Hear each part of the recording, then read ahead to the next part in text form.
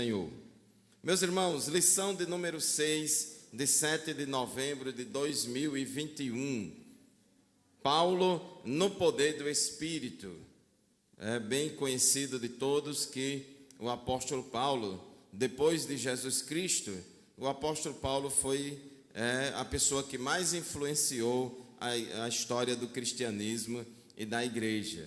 E a gente observa nas epístolas paulinas quantos ensinamentos que Paulo recebeu do Senhor, e ele entregou à igreja, e ele sistematizou toda a doutrina cristã. Está aí a carta dele aos Romanos, com aquela teologia sistemática belíssima, e quantos ensinamentos a respeito de diversos assuntos ele trouxe para nós, trouxe para a igreja. E Paulo era uma pessoa muito sábia, tinha muito conhecimento, era poliglota também, e foi tremendamente usado por Deus. Mas, irmãos, muita gente não enfatiza que Paulo era também uma pessoa cheia do poder do Espírito Santo.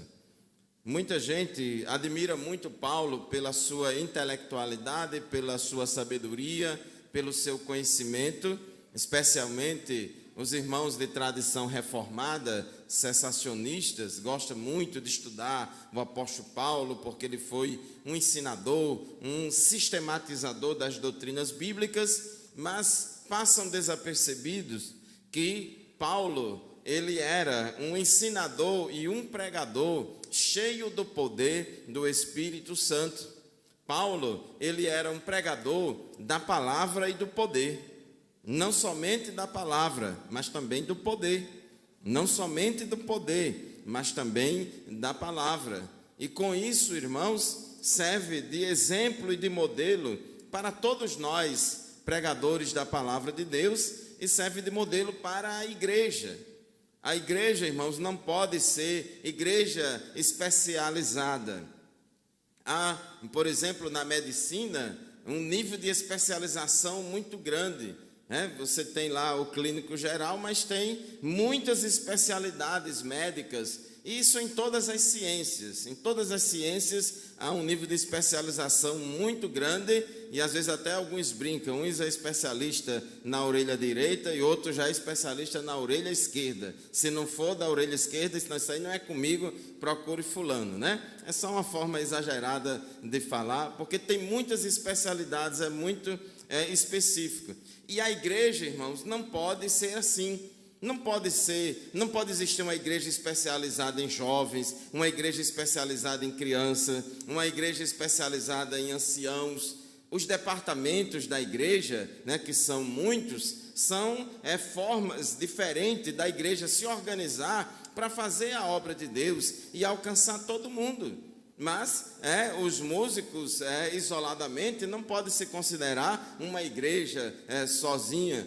O ministério sozinho, isoladamente, não pode achar que só eles é a igreja. Do mesmo jeito, os demais departamentos. A igreja é todo mundo junto e misturado. Todo mundo junto e misturado, influenciando uns aos outros, estimulando uns aos outros ao amor e às boas obras, e suportando também uns aos outros. A gente tem que aprender isso, suportar uns aos outros, saber conviver com as diferenças, porque o corpo é um só, mas é composto de muitos membros que são diferentes entre si, mas que estão unidos e interligados, por Cristo. Glórias ao nome de Jesus. Então, não podemos ter igreja especializada só no poder pentecostal, igreja especializada só na teologia, igreja especializada só nisso e naquilo.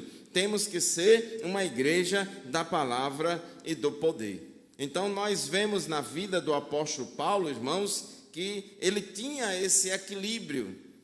Eu, quando aceitei Jesus há 33 anos atrás. E quando cheguei na igreja, eu louvo a Deus, irmãos, que havia muito um clima de incentivo para que se buscasse o batismo no Espírito Santo. Assim que eu me converti lá em Macaíba, na Igreja Assembleia de Deus, pastoreada na época pelo pastor Jesuí Barreto. E a gente chegou lá no conjunto da mocidade e todo mundo só falava em batismo no Espírito Santo. E aquilo me estimulou para que logo, logo eu pudesse buscar o batismo no Espírito Santo. E Deus, pela sua misericórdia, me batizou no Espírito Santo com 3 meses que eu era crente. Deus me revestiu do poder do Espírito Santo e de lá para cá nunca deixei de falar línguas estranhas e nunca deixei de sentir essa unção, esse poder pentecostal na minha vida. Mas eu ouvia também no início dos meus primeiros passos ali em Macaíba, depois em Açu, alguns pregarem, irmãos, o conhecimento bíblico leva ao formalismo. E se você só orar, leva ao fanatismo. Se você só ler a Bíblia, leva ao formalismo. Irmãos, a gente tem muita facilidade de querer caminhar entre extremos, e isso não dá certo. O mesmo Espírito Santo que inspirou a Bíblia, inspirou os escritores bíblicos para escrever a Bíblia, é o mesmo Espírito Santo que batiza no Espírito Santo. É o mesmo Espírito Santo que opera milagres, que opera maravilhas. Então não há nenhuma contradição. Uma pessoa cheia do poder do Espírito Santo, que é muito usada por Deus nos dons espirituais, isso não é incompatível com conhecimento bíblico e teológico, não. Da mesma forma, irmãos, uma pessoa que gosta muito de estudar a Bíblia, que gosta muito de estudar teologia, de conhecer as Escrituras, isso não é incompatível com a unção do Espírito Santo e com o revestimento de poder do alto, não. Então a gente precisa entender que nós não podemos dissociar essas duas coisas. É como uma ave, um passarinho, irmãos. Um passarinho, para ele voar, ele tem que ter as 2 asas, batendo, o voo tem que bater as 2 asas de forma equilibrada. Se ele balançar, bater só uma numa velocidade maior e a outra numa velocidade menor, ele vai ter desequilíbrio e não voa. Quando alguém quer que a galinha lá não voe, não pula a cerca, ele corta uma das asas, corta uma das asas. Então a gente não pode dispensar nem o conhecimento bíblico e teológico, e nem podemos também dispensar a unção do Espírito Santo. Então, do mesmo jeito que a ave, você não pode chegar para um passarinho e dizer qual é a asa mais importante, é a asa direita ou a asa esquerda? É importante as duas, irmãos, porque se não tiver as duas de forma igual, equilibrada, ela não vai voar. Então a igreja, ela precisa crescer na graça e no conhecimento de nosso Senhor e Salvador Jesus Cristo. Jesus tinha muito conhecimento bíblico e teológico, mas Jesus também tinha o poder de Deus e a unção do Espírito Santo na sua vida. Pedro disse que Deus ungiu a Jesus de Nazaré com o Espírito Santo e com poder, o qual andou fazendo bem e curando todos os oprimidos do diabo, porque Deus era com ele. Então nós precisamos aprender, irmãos, ter este equilíbrio. Então o apóstolo Paulo, Deus trabalhou na vida dele de uma maneira extraordinária, porque a forma como ele teve um encontro com Cristo foi uma forma muito com um poder sobrenatural muito grande, porque o próprio Jesus apareceu a Paulo no caminho de Damasco, e ele teve aquele encontro ali com Cristo no caminho de Damasco, numa manifestação do poder de Deus tão grande ali, que ele caiu por terra, e os irmãos já sabem o restante da história. Ele ficou cego e levaram ele para Damasco, e ali ele ficou já, irmãos, 3 dias orando e jejuando, porque esse negócio de orar, de jejuar, é coisa de crente mesmo, viu? É coisa de crente mesmo. E crente pentecostal, mais ainda. Crente pentecostal, irmão, gosta dessas coisas. E Lucas, que é o teólogo pentecostal, que escreveu o Evangelho de Lucas e Atos, que gosta de enfatizar esse lado aí, só Lucas registrou que no batismo de Jesus, porque os outros evangelistas dizem, o Espírito Santo desceu sobre ele em forma corpórea de uma pomba. Mas só Lucas registrou que quando Jesus subiu da água, né? Depois que foi batizado por imersão ali por João Batista, quando Jesus subiu da água, só Lucas disse que Jesus, ele começou a orar. Ele começou a orar, aí veio o Espírito Santo sobre ele. Então esse detalhe, irmãos, de orar para buscar o poder do Espírito Santo. Aleluia. Esse detalhe de orar, de buscar a presença do Senhor, porque o Espírito Santo age na nossa vida quando a gente ora, quando a gente busca. Glórias ao nome de Jesus. Então Paulo, quando chega ali em Damasco, irmãos, ele está orando, está jejuando e Jesus aparece numa visão ao irmão Ananias lá da cidade de Damasco. Um irmão anônimo, não diz a Bíblia que ele era pastor, não diz a Bíblia que ele era líder, nem coisa nenhuma. Para mostrar, irmãos, para nós que os dons espirituais estão disponíveis para toda a igreja. Os dons espirituais não estão disponíveis só precisamos de paletó e gravata aqui no púlpito, não. É para você também. É porque a promessa vos diz respeito a vós, a vossos filhos e a todos os que estão longe, e a tantos quanto Deus nosso Senhor chamar. Aleluia! Glórias ao nome do Senhor. É para todo mundo, irmãos. E ali Ananias chega para Paulo e disse: irmão Paulo, já chamou logo ele de crente, porque o linguajar do crente é assim mesmo, viu, irmãos?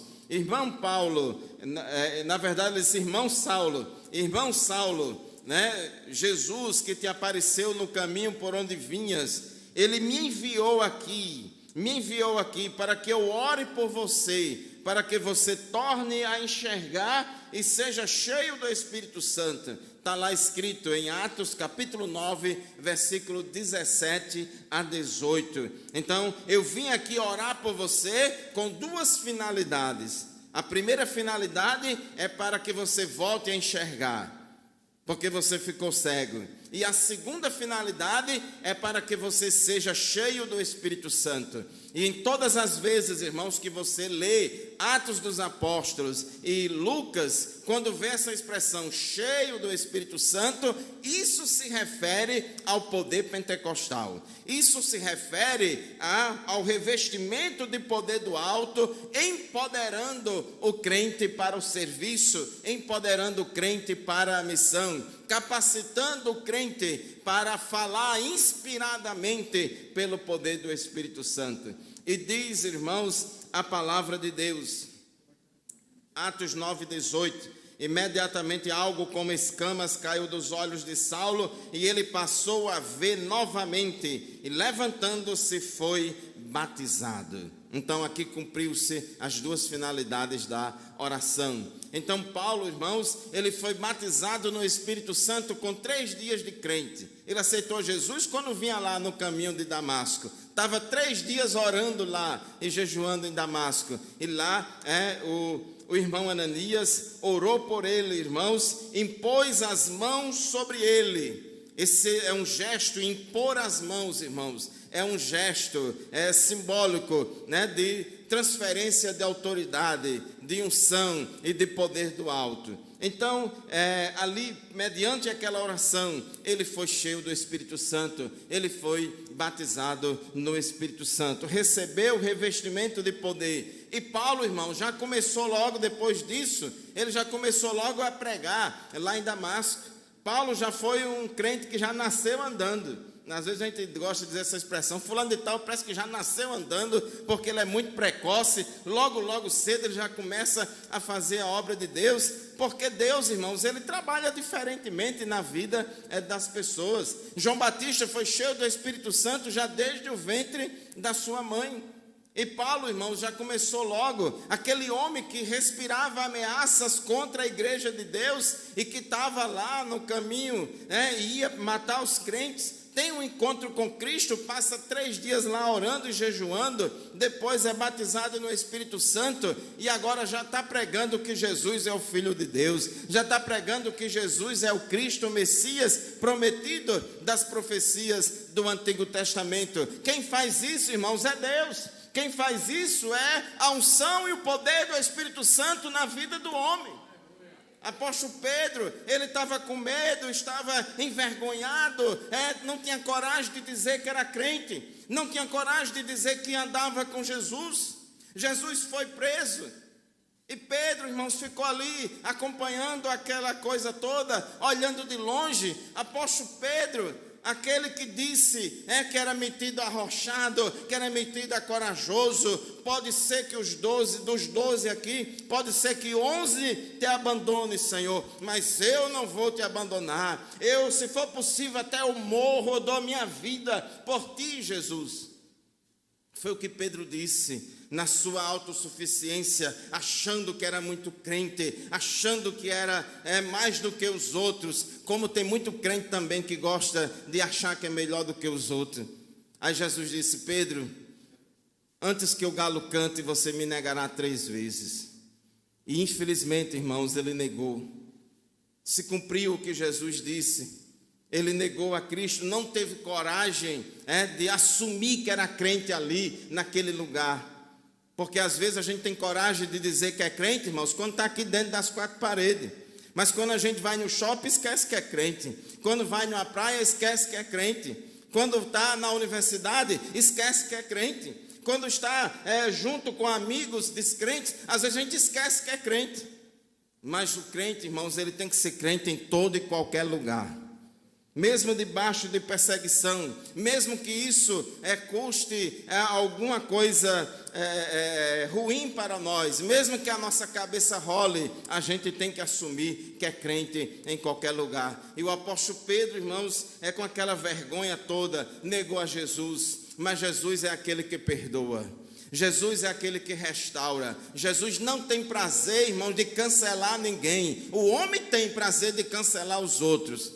O homem tem prazer de jogar as pessoas na lata do lixo da história. E não esqueça porque você pecou em 1900 antigamente, porque você fez isso, eu nunca mais esqueço.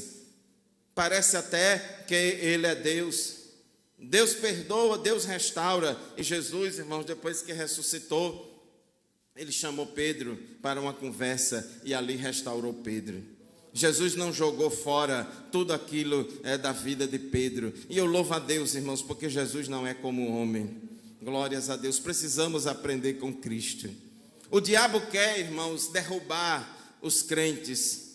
E o diabo faz questão, irmãos, de botar na cabeça dos crentes para poder dificultar que aquele crente que caiu se levante. Mas Deus é Deus de restauração. Deus tem prazer, irmãos, de restaurar, porque para isto o Filho de Deus se manifestou, para desfazer as obras do diabo. E apóstolo Pedro, irmãos, no dia de Pentecostes, depois que foram batizados no Espírito Santo, começaram a falar em línguas, e era língua estranha para todo lado. Cerca de 120 irmãos, 120 crentes estavam ali. A igreja de Jesus tinha diminuído para 120 crentes.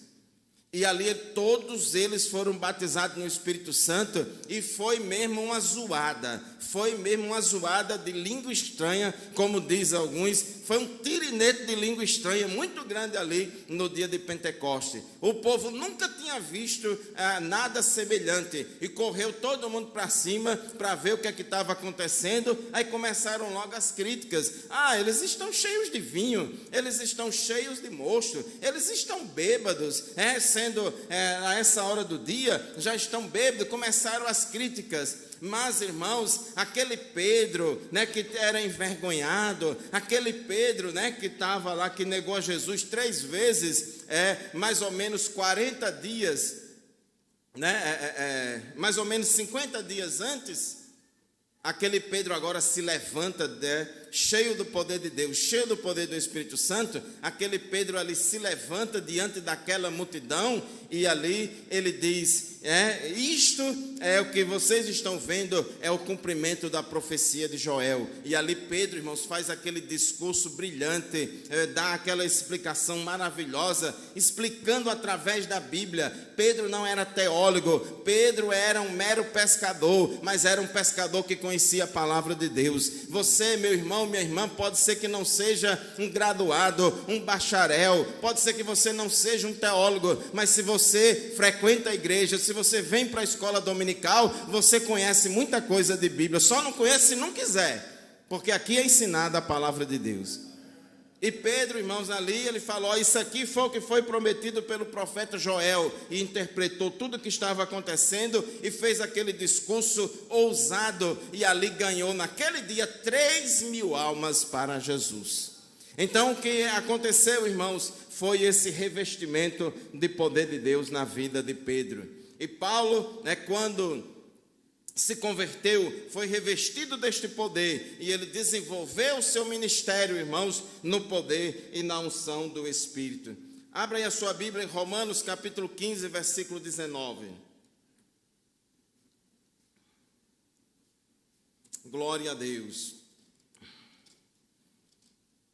Romanos 15, 19 diz assim a palavra do Senhor: pelo poder de sinais e maravilhas, e por meio do poder do Espírito de Deus, assim, desde Jerusalém e arredores até o Ilírico, proclamei plenamente o Evangelho de Cristo.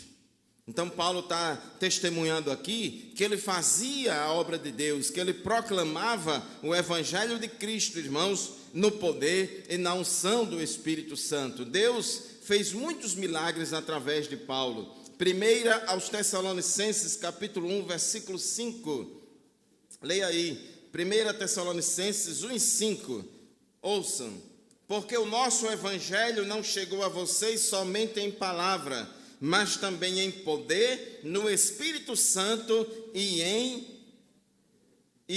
plena convicção. Vocês sabem como procedemos entre vocês em seu favor. Então, o evangelho que ele pregou lá aos crentes de Tessalônica, o evangelho que ele pregou lá em Tessalônica, ele pregou em palavra, mas também em poder, no Espírito Santo e em plena convicção. E é isso, irmãos, que a igreja deve fazer. Este é o modelo para todos nós. Ser pentecostal não é a opção. Eu vou ser pentecostal porque as igrejas pentecostais são mais inclusivas, as igrejas pentecostais, todo mundo tem liberdade, é o rico, é o pobre, é o negro, é o branco, é o analfabeto, é o doutor. É muito lindo essa diversidade, é muito lindo essa inclusão, e é lindo mesmo, e é bom mesmo, isso aí é bom mesmo, e tem que ser assim mesmo, irmãos, mas não é só isso. Ser pentecostal é crer, receber, é crer, buscar, receber, ensinar o batismo no Espírito Santo e os dons espirituais, e cumprir a grande comissão que Deus deu à igreja no poder do Espírito Santo. Então, irmãos, isso é normal o crente falar língua estranha, é normal a gente ouvir profecias na igreja, é normal o crente e a igreja ter ousadia para falar a palavra de Deus. Lá na Europa e nos Estados Unidos, irmãos, onde o liberalismo teológico tem matado muitas igrejas, as igrejas que estão sobrevivendo lá são as igrejas pentecostais. As igrejas tradicionais têm sido mais facilmente levadas por essa onda de liberalismo teológico, porque eles, com essa doutrina do sensacionismo, de não buscar, de desprezar essa operação sobrenatural do Espírito Santo, ficou apenas uma mera comunidade de intelectuais.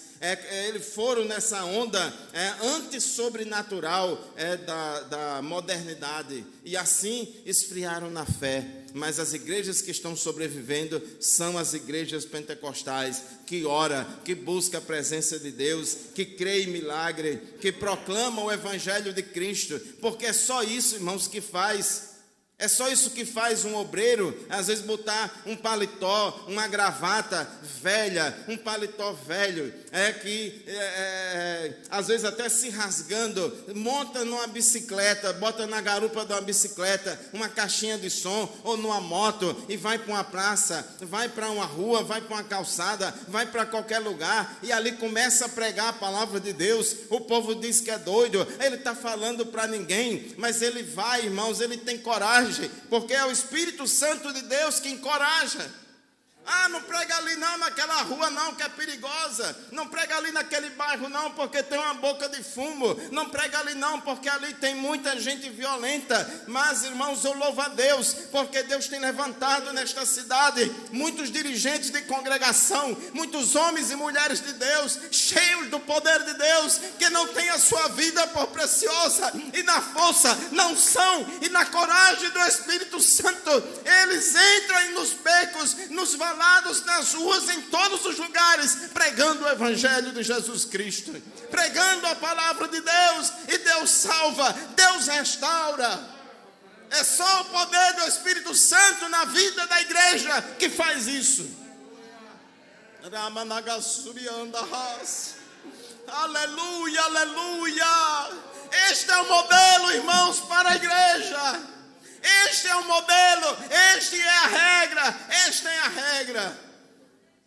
Nós precisamos, porque é o Espírito Santo que convence, irmãos.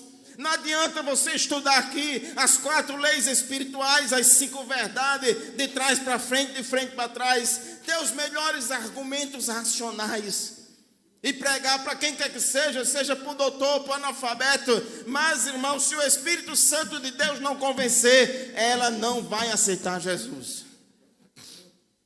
Precisamos entender que precisamos da unção do Espírito Santo. Precisamos pedir ao Espírito Santo, vai na frente, toca no coração, quebra esse coração de pedra, transforma, liberta. Aleluia. Nesta pandemia, irmãos, quantos crentes jogaram a toalha? Quantas igrejas fecharam? Quantos crentes desanimaram, irmãos? Mas as igrejas pentecostais, elas são teimosas. As igrejas pentecostais, elas continuam, elas buscam, têm os seus erros, têm as suas dificuldades, têm as suas falhas, mas não desanima. É um povo corajoso, é um povo que se reinventa, é um povo que busca de Deus novas estratégias, e assim, irmãos, continua seguindo, continua olhando para frente. Então esta é a regra. Apóstolo Paulo, ele foi pregar lá na cidade de Corinto. Corinto é uma cidade grega, onde se valorizava muito a sabedoria. Os gregos, valorizam muito a filosofia, a sabedoria. E Paulo foi pregar para aquele povo ali naquele lugar. Paulo tinha muita bagagem filosófica. Paulo tinha muito conhecimento secular. E ali, irmãos, Paulo não foi dar uma de lacrador, para mostrar os seus conhecimentos. Olha aqui o meu anel de grau aqui, eu sou filósofo de não sei de quê, de não sei das quantas, me respeita aqui os meus títulos e não sei o que mais lá. Meu irmão, Paulo não estava preocupado com isso. Paulo não estava preocupado, Paulo não foi lá para se mostrar. Paulo não foi lá para se exibir. Paulo estava preocupado com aquelas almas. Então ele diz, 1 Coríntios 2, versículos 4 a 5, a minha mensagem e a minha pregação não consistiram em palavras persuasivas de sabedoria humana, mas consistiram em demonstração do poder do Espírito, para que a fé que vocês têm não se baseasse na sabedoria humana, mas no poder de Deus. Porque é Deus, irmãos, quem toca. Jesus disse, o Espírito Santo convencerá o homem de quê? Do pecado, da justiça e do juízo. Nascer de novo é nascer do alto. É um milagre sobrenatural que Deus faz na vida da pessoa. E nós, irmãos, não podemos esquecer disso. Nós não podemos esquecer disso. Eu sou um defensor muito grande do estudo bíblico. Eu sou um defensor muito grande do estudo teológico. Eu sou professor do Certadem, do curso teológico. Gosto de ler, gosto de estudar. Mas eu sinto, irmãos, que eu preciso buscar mais o poder e a unção do Espírito Santo na minha vida. Aleluia, aleluia.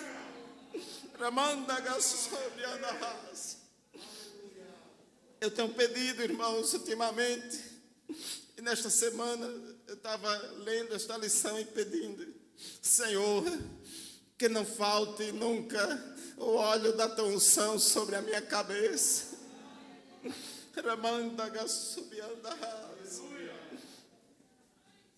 Aleluia. Não confie na sua capacidade. Não confie na sua história. Não confie em você, confie em Deus. Dependa do Senhor, porque é Ele quem opera em nós, tanto querer como realizar. Então Paulo, irmãos, ele fazia a obra de Deus no poder e na unção do Espírito Santo, sem se intimidar. Ele pregava ousadamente para os judeus e gregos da cidade, pregava com ousadia para todo mundo.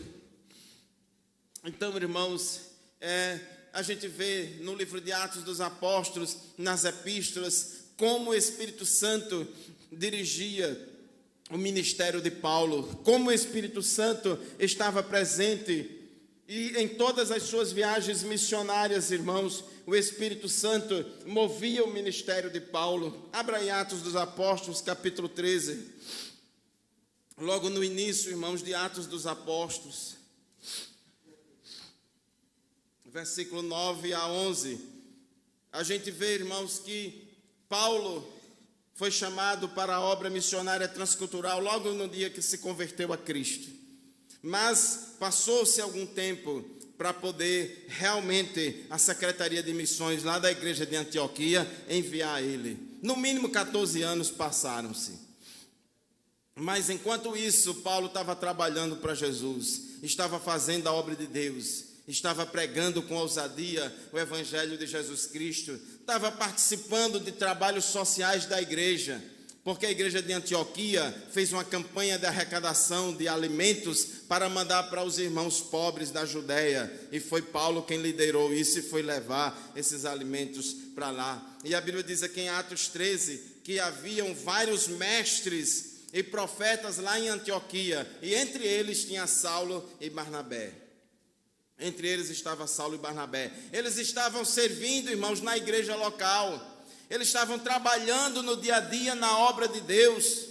Não é porque eu tenho uma chamada para ser apóstolo transcultural, então eu não posso trabalhar aqui na igreja local. Eu tenho uma chamada para ser um pregador em toda a Mossoró. Eu tenho uma chamada para ser um pregador em todo o estado do Rio Grande do Norte e no Brasil inteiro. Mas vem aqui para a Central pregar aqui na Central. Vem aqui servir a Deus como diácono, como auxiliar de trabalho, como tocador, como cantor de conjunto. Seja lá o que tiver, aqui não falta trabalho. Ah, mas eu não gosto de nada disso. Na portaria tem muita vaga. E aliás, onde mais tem, irmãos, vaga é na portaria. Porque infelizmente muita gente não quer ficar na portaria, não quer receber os santos que vêm à casa do Senhor, não quer acolher aqueles que vêm. Obreiros, irmãos, foram chamados para trabalhar, para servir a Deus, para servir a igreja. A gente não pode, irmãos, deixar a portaria desguarnecida. A gente tem que estar ali para recepcionar bem os visitantes. Os auxiliares de trabalhos e diáconos são chamados por Deus e separados para, dentre muitas outras funções, essa também, que é muito digna e muito importante para a obra de Deus. Muita gente, irmãos, quando chega num lugar pela primeira vez, dependendo da forma como é recebido, ela volta ou vai embora de uma vez toda. Isso é muito importante. É muito difícil, irmãos, o Espírito Santo trazer uma pessoa até aqui na igreja e chegar na porta da igreja e não ser bem recebido. Precisa de alguém para acolher, levar até um banco, levar até uma cadeira. Isso é muito importante, até mesmo porque os irmãos gostam muito de ficar no ministério do canto, sentar muito lá atrás, e as cadeiras que ficam vazias são mais as da frente. As pessoas têm vergonha de entrar lá, de chegar lá, entrar e vir sentar aqui na frente, tem vergonha, é difícil. Então, se tiver alguém para acolher, para encaminhar, isso é muito importante, irmãos. Isso é obra de Deus. Então, Saulo e Barnabé tinham a chamada para ser apóstolo, para ser missionário transcultural, mas antes disso eles estavam servindo na igreja local lá de Antioquia. E aí o Espírito de Deus bradou fundador na igreja: separe ou apartai-me para mim a Saulo e a Barnabé para a obra que eu os tenho chamado. Porque aquele que chama, irmãos, ele se responsabiliza para que no tempo certo as coisas aconteçam. Não tem homem que impeça o chamado de Deus na vida daquele que é vocacionado pelo Senhor. Deus, irmãos, é quem opera, é quem cria as situações. E diz o versículo 4 de Atos 13: estes, enviados pelo Espírito Santo, desceram a Seleucia e dali navegaram para Chipre. E diz a palavra de Deus que eles estavam pregando na ilha de Chipre. E um mágico por nome de Elimas estava atrapalhando, estava perturbando ali o culto, estava perturbando ali a evangelização do procônsul Sérgio Paulo. E o que foi que Saulo e Barnabé fez? Vamos ligar para a polícia, vamos ver os nossos direitos. Chama aí o advogado para dizer na Constituição, o artigo 5º da Constituição, a liberdade religiosa, não sei o que e tal. Irmãos, o que é que eles fizeram? A Bíblia diz em Atos capítulo 13, versículo 9 a 11: então Saulo, também chamado Paulo, cheio do Espírito Santo, olhou firmemente para Elimas e disse: filho do diabo e inimigo de tudo o que é justo, você está cheio de toda espécie de engano e maldade. Quando é que vai parar de perverter os retos caminhos do Senhor? Saiba agora que a mão do Senhor está contra você e você ficará cego e incapaz de ver a luz do sol durante algum tempo. E ele ficou cego. No poder do Espírito Santo, na unção do Espírito Santo e direcionado pelo Espírito Santo. Ali não foi com ódio, com raiva de querer se vingar dele, não. Foi orientação do Espírito Santo. E ali, irmãos, ele continuou fazendo a obra de Deus. Eu não sei se eu já contei isso aqui, mas alguns anos atrás, lá na cidade de Itajá, na época, irmãos, não tinha igreja, Assembleia de Deus ainda lá em Itajá. A gente começou a pregar. Quem fundou aquele trabalho ali no Itajá foi o pastor Gildenor, juntamente comigo. Eu era o auxiliar dele ali naquele trabalho. E a gente, antes ainda de fundar o trabalho lá, a gente já fazia cultos ali naquele lugar. E uma certa vez estava lá num culto, lá na casa de taipa, tinha um alpendrezinho na frente.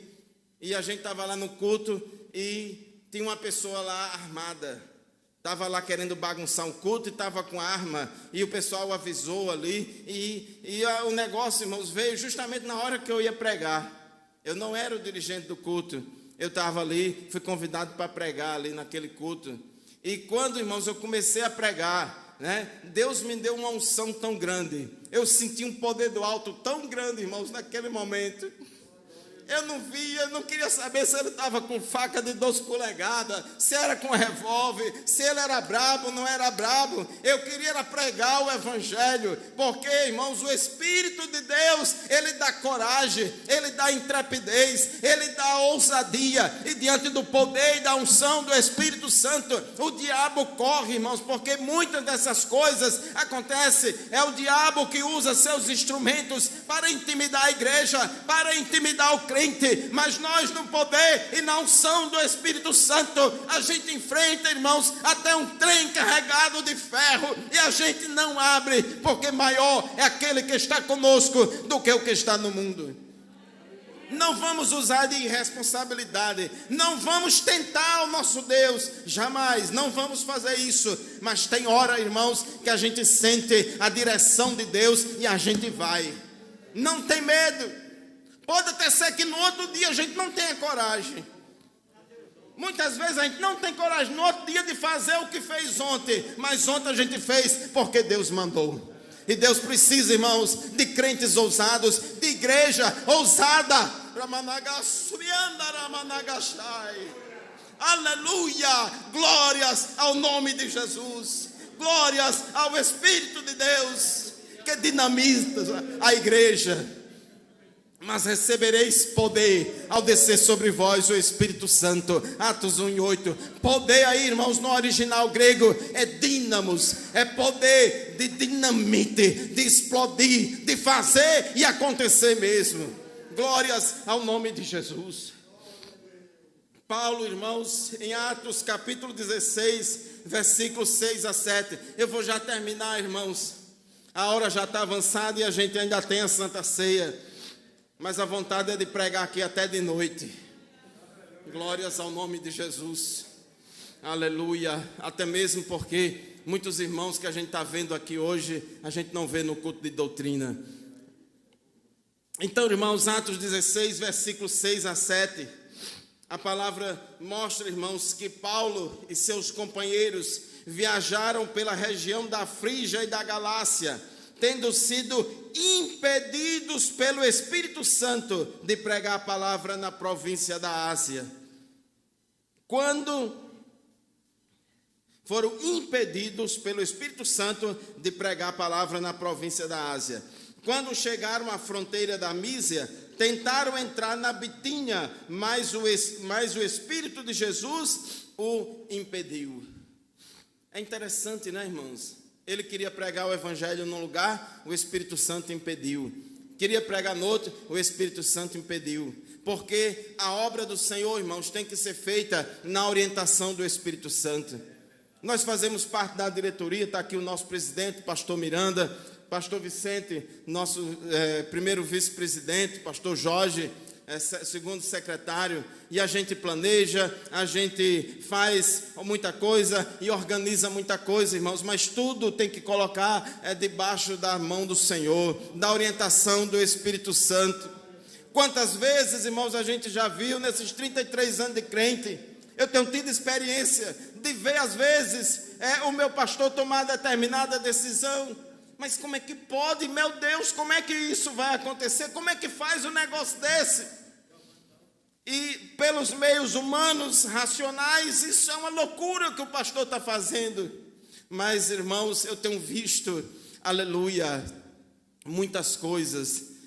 Eu tenho visto pastores errando, tomando determinadas decisões. Mas eu tenho visto também, irmãos, muitos acertos por orientação do Espírito Santo, coisa que fugia totalmente à lógica, fugia totalmente à racionalidade, mas o Espírito Santo, irmãos, estava naquele negócio, o Espírito Santo estava à frente, orientando, porque Deus usa as coisas que não são para confundir as que são. Deus usa as coisas loucas deste mundo para confundir as coisas sábias. Então, irmãos, tenhamos cuidado nos nossos julgamentos, nas nossas análises. Dê um espaço, uma brechinha para o Espírito de Deus. Não procure entender tudo do ponto de vista racional. Aquele obreiro não tem capacidade para fazer aquilo. Aquele dirigente não tem capacidade para fazer aquilo. Aquela irmã não tem capacidade para fazer aquilo. Mas Deus, irmãos, muitas vezes, Ele muda a lógica. Mas o mais adequado é Arão, porque Arão fala bem. Mas Moisés não dá certo, porque Moisés é gago, ele não fala bem. Mas Deus escolheu Moisés e não Arão. Aleluia. Moisés precisa da ajuda de Arão, mas quem foi chamado foi Moisés, não foi Arão. E Deus, irmãos, faz essas coisas assim, diferente, para mostrar para nós que Ele é o dono da obra, Ele quem faz e não é a nossa capacidade. Às vezes a gente engessa muitas coisas no funcionamento da igreja, tem que ser assim, e não dá nenhuma brechinha para o Espírito Santo. Igreja pentecostal, irmãos, ela respeita a autoridade do Espírito Santo. Igreja pentecostal, ela tem que respeitar o chamado do Espírito Santo. Porque Deus operou na sua vida de um jeito, não é obrigado que na do outro seja da mesma forma, não. Aleluia, glórias ao nome de Jesus.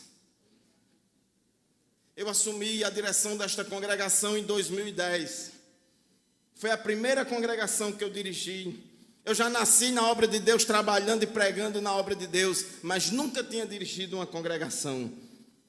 Trabalhei muito na igreja, fundei curso teológico, fui diácono, fui presbítero, secretário da igreja, trabalhava lado a lado com os meus pastores em todas as cidades onde eu morei, mas nunca tinha dirigido uma congregação. Cheguei aqui em 2008, congreguei em 2008, 2009, e o pastor Martim me chamou em 2008 para dirigir a igreja, disse que não dava certo, não podia, era muito ocupado na faculdade. Em 2019 ele me chamou de novo, também disse que não dava certo, estava muito ocupado. E ele, irmãos, direcionado pelo Espírito de Deus, me chamou de novo em 2010. É só Jesus mesmo, irmão, para fazer isso. Que às vezes fosse outra, pai, vou chamar, mas não, já chamei 2 vezes, ele não foi, não aceitou.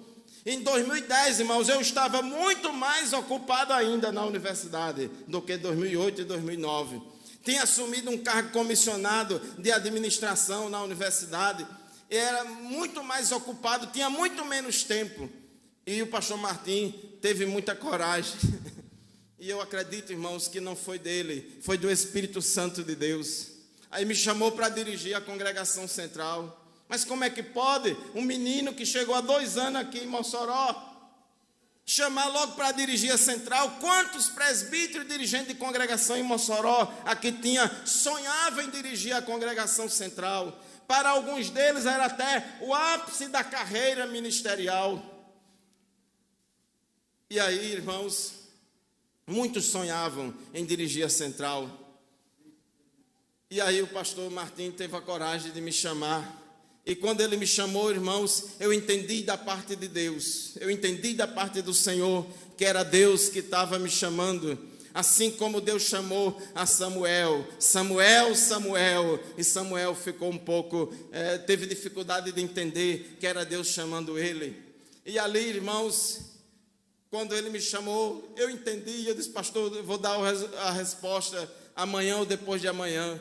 E eu entendi ali, irmãos, que era Deus que estava me chamando. E eu fiquei assim, mas eu não tenho tempo. A coisa agora está muito mais difícil. Mas eu sinto que Deus quer que eu passe por essa experiência. É uma prova de fogo. Se eu for reprovado, vai ser complicado para mim. Mas se eu passar nessa prova, Deus, irmãos, vai fazer prosperar o meu ministério nesta cidade, porque Ele me trouxe aqui para este lugar, para isso, para trabalhar na obra de Deus. E eu aceitei, irmãos, sem saber do que é que poderia acontecer. Eu fui, como diz outro, no escuro, mas confiando em Deus, que Deus ia cuidar de mim. Que Deus que chamou é aquele que se responsabiliza, que dá as costas largas para aguentar a peia, que dá a estrutura espiritual e o poder do Espírito Santo para fazer a obra de Deus. É aquele que capacita aqueles que chamam. E eu vim confiando somente em Deus. E muitos presbíteros e muitos dirigentes comentaram, isso é uma loucura. Como é que o pastor Martim coloca uma pessoa que nunca dirigiu uma congregação para dirigir a central? Vai acabar com a central, vai acabar com o trabalho, vai ser um desastre. Muita gente disse isso. E teve até presbítero que ali no templo sede sentou perto de mim, porque eu não sentava lá no púlpito. Toda sexta-feira eu estava lá no culto de doutrina, mas eu assentava naquela bancada lá da central, que era de lado ali onde hoje canta a orquestra. Sempre sentava ali, não perdia um culto de sexta-feira. Nunca sentava lá no púlpito, porque eu disse, aqui tem em Mossoró 150, cento e tantos dirigentes de congregação, não tem nem lugar para todo mundo. Se todos os dirigentes vierem, o púlpito fica cheio, não tem nem lugar. Como eu não sou dirigente, eu sou somente presbítero, eu vou ficar sentado aqui. Muitos dirigentes nem sabiam que eu existia. E quando eu fui chamado para dirigir a central, aí eu resolvi sentar no púlpito. Eu vou sentar no púlpito agora, que agora eu sou dirigente, senão o povo vai ficar falando de mim, né? Vai dizer que eu não quero e tal, tal. Então eu fui. E não sei se foi no primeiro culto ou logo no segundo, sentou um presbítero perto de mim, ainda hoje ele dirige congregação, e ele foi falar comigo, mostrando o currículo dele, mostrando que ele já dirige congregação há não sei quantos anos, não sei o que lá, e ele foi perguntar, você não dirigiu nenhum ainda não, né? A primeira, ele já foi logo desdenhando de mim. Todo mundo torcendo que desse errado, mas Deus, irmãos, teve misericórdia de mim, e mais ainda Deus teve misericórdia da central, que não deixou a central cair, não deixou a central se acabar, não deixou que a central fosse um desastre, porque, irmãos, estava sendo dirigida por um presbítero que estava dirigindo a primeira congregação, e até hoje é a única congregação que eu dirigi até hoje é a central. Não me sinto pior nem melhor do que ninguém, irmãos. Apenas eu me sinto que eu atendi ao chamado de Deus na época certa e no momento certo. Dirigi Nova Betânia só por 40 dias. Só uma quarentena lá. Mas o que eu quero dizer com isso, irmãos, é que Deus é o que chama, é o que responsabiliza. Muita gente criticou a decisão do pastor Martim, mas ela foi tomada na direção do Espírito Santo de Deus. E os nossos pastores, irmãos, também têm que ter essa sensibilidade, deixar uma brechinha para o Espírito Santo. Isso aqui foge toda a rotina, foge tudo isso, foge todo o normal, mas Deus, irmãos, opera milagres extraordinários. Ele só faz coisas extraordinárias através de homens e mulheres que não são preconceituosos e que se deixam ser usados por Deus de forma extraordinária. Aqueles que dizem: eis-me aqui, Senhor, envia-me a mim. Deus abençoe a todos, Deus abençoe a igreja. Vamos continuar, irmãos, servindo a Deus no poder e na unção do Espírito Santo de Deus. Não vamos desprezar, a unção do Espírito Santo que está à disposição de todos nós. Amém.